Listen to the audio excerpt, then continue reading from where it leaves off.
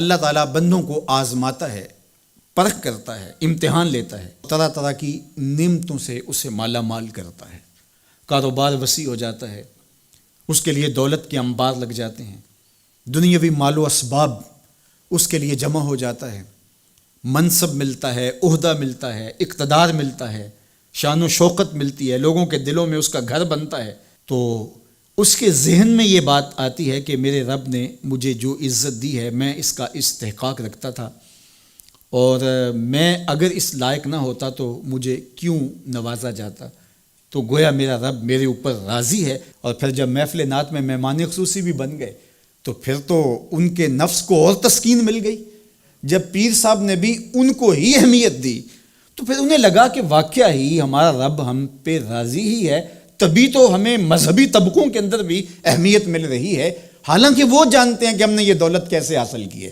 وہ جانتے ہیں کہ ہمیں سجدے کی توفیق نصیب نہیں ہے، وہ جانتے ہیں کہ آج اس محفل میں مہمان خصوصی سے تو کل ہم شراب خانے میں تھے، انہیں پتہ ہے،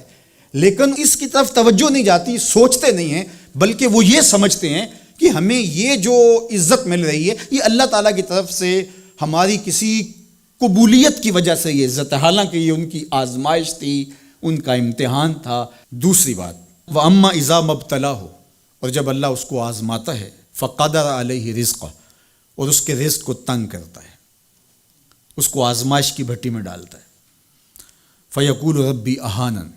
تو پھر وہ چیخ اٹھتا ہے میرے رب نے تو مجھے ذلیل کر کے رکھ دیا۔ بیماری آ جائے، ابتلا میں مبتلا ہو تو وہ کہتا ہے کہ میرا رب مجھ سے ناراض ہو گئے، تو یہ انسان کی کج فکری، ایسا نہیں ہے۔ کسی شخص کو دولت کا دیا جانا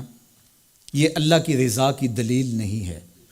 اور کسی شخص کو غربت کے امتحان میں ڈالا جانا یہ اللہ کی ناراضگی کی دلیل نہیں ہے۔ حضرت امام رازی نے لکھا ہے کہ مکے سے لے کر طائف تک 70 ایسے نبیوں کی قبریں ہیں جن کی وفات صرف بھوک کی وجہ سے ہوئی ہے۔ تکلیفوں میں، آزمائشوں میں، امتحانوں میں، ابتلاؤں میں اس کے بندے رہے ہیں۔ میرے اور آپ کے آقا و مولا حضور ختمی المرتبت کے گھر میں کبھی برابر چولہا نہیں جلتا تھا،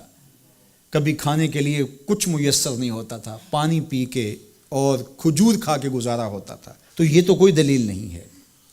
اللہ کی رضا کی دلیل کیا ہے؟ نیکی کی توفیق مل جانا۔ اور اللہ کی ناراضگی کی دلیل کیا ہے؟ کسی شخص کا گناہ پہ دلیر ہو جانا۔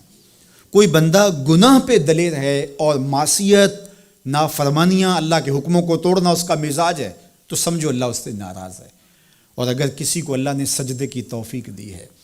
کسی کو اللہ نے اپنے راستے میں خلوص کے ساتھ خرچ کرنے کی توفیقات عطا کی ہیں، حلال حرام کی تمیز اس کو عطا کر دی گئی ہے، تو پھر سمجھ لو کہ اللہ اس پہ راضی ہے۔ باقی رہی بات کہ کسی کو دولت کا زیادہ دیا جانا، کسی کو کم دیا جانا، تو یہ آزمائش ہے۔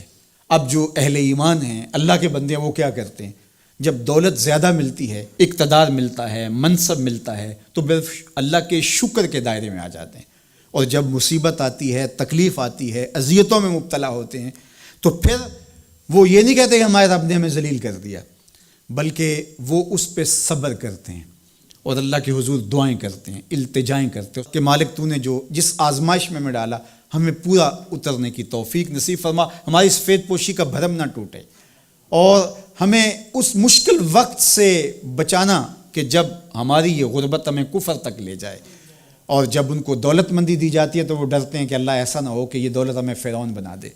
یہ دولت ہمیں نمرود بنا دے، ہمارے اندر بخل پیدا ہو، تکبر پیدا ہو، ہمارے اندر غرور پیدا ہو، تو وہ اس حالت کے اندر اللہ تعالیٰ کا شکر یا دوسری حالت میں اللہ کے حضور صبر کی توفیق مانگتے ہیں اور صبر کے ساتھ اپنی زندگی گزارتے ہیں۔